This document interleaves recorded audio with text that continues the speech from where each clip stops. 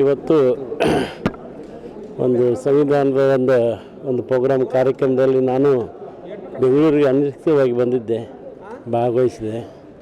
ಮುಖ್ಯಮಂತ್ರಿಗಳು ಏನು ಹೇಳಿದರು ಆ ಒಂದು ಅಂಶಗಳನ್ನು ಇವತ್ತು ಎಲ್ಲ ಸಮುದಾಯದವರು ಅದನ್ನೇನಾದರೂ ಪಾಲಿಸಿದ್ದಾದರೆ ನಾವೆಲ್ಲರೂ ಒಂದಾಗ್ತಕ್ಕಂಥದ್ದು, ಭಾವೈಕ್ಯತೆಯಿಂದ ಬದಲಾವಣೆ ಆಗ್ತಕ್ಕಂಥ, ಪರಿವರ್ತನೆ ಆಗ್ತಕ್ಕಂಥ ಒಂದು ಸಂವಿಧಾನದಿಂದ ಎಲ್ಲರೂ ನಾವೇನಾದರೂ ಅಳವಡಿಸ್ಕೊಂಡು ಹೋದರೆ ಬಸವ ಅಂಬೇಡ್ಕರ್ ಅವರ ಒಂದು ಮಾರ್ಗದರ್ಶನದಲ್ಲಿ ಹೋದರೆ ಯಾವ ಸಮಸ್ಯೆ ಇರೋಂಗಿಲ್ಲ, ಯಾವ ಗೊಂದಲ ಇರೋಂಗಿಲ್ಲ, ಯಾವ ಗಲಾಟೆನೂ ಇರೋಂಗಿಲ್ಲ.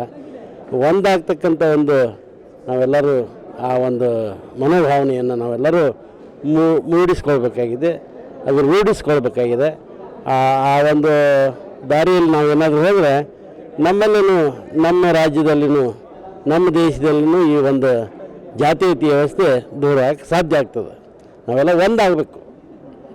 ಬಸವಣ್ಣವ್ರು ಹೇಳಿರೋದು ಅದೇ, ಇವ ನಮ್ಮವ ಕೂಡಲ ಸಂಗಮ ದೇವ ನೀವು ಮನೆ ಮಗ ಎಂದು ಎನಿಸಯ್ಯ ಅಂತ ಬಸವಣ್ಣವ್ರು ಏನು ಹೇಳಿದಾರೋ ಹಾಗೆ ಡಾಕ್ಟರ್ ಬಾಬಾ ಸಾಹೇಬ್ ಅಂಬೇಡ್ಕರ್ ಅವರು ಎಲ್ಲ ಸಮುದಾಯದವರು ಮೇಲೆತ್ತಕ್ಕಂಥ ಎಲ್ಲರೂ ನಾವು ಒಂದಾಗಿ ಹೋಗ್ತಕ್ಕಂಥ ಒಂದು ಕಾರ್ಯವನ್ನು ನಾವೆಲ್ಲರೂ ಮಾಡ್ಕೊಂಡು ಹೋದರೆ ಒಂದು ಜಾತೀಯತೆ ಫಸ್ಟ್ ಹೋಗ್ಬೇಕು, ಅದು ಜಾತೀಯತೆ ಹೋಗ್ಬೇಕು. ಆ ಜಾತಿ ಹೋಯ್ತಂದರೆ ಗಲಾಟಿಲ್ಲ. ಎಲ್ಲ ರೋಟಿ ಬೇಟಿ ಸಂಬಂಧ ಬೆಳಿಬೇಕು.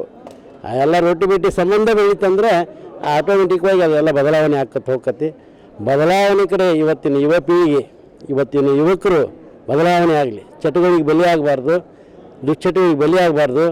ಡಾಕ್ಟರ್ ಬಾಬಾ ಸಾಹೇಬ್ ಅಂಬೇಡ್ಕರ್ ಅವರು ಶೈಕ್ಷಣಿಕವಾಗಿ ನೀವು ಮುಂದುವರಿರಿ ಅಂತಕ್ಕಂಥ, ಎಲ್ಲಿವರೆಗೆ ಶೈಕ್ಷಣಿಕವಾಗಿ ನೀವು ಬದಲಾವಣೆ ಆಗಂಗಿಲ್ಲ ಅಲ್ಲಿವರೆಗೆ ಇದು ಬದಲಾವಣೆ ಆಗಂಗಿಲ್ಲ ಅಂಥೇಳಿ ಏನು ನಮಗೆ ಸಂದೇಶವನ್ನು ಕೊಟ್ಟಿದ್ದಾರೋ ಆ ಸಂದೇಶವನ್ನು ಇವತ್ತಿನ ಯುವಕರು ಎಚ್ಚೆತ್ತುಕೊಳ್ಬೇಕು, ಜಾಗೃತಿ ಆಗಬೇಕು.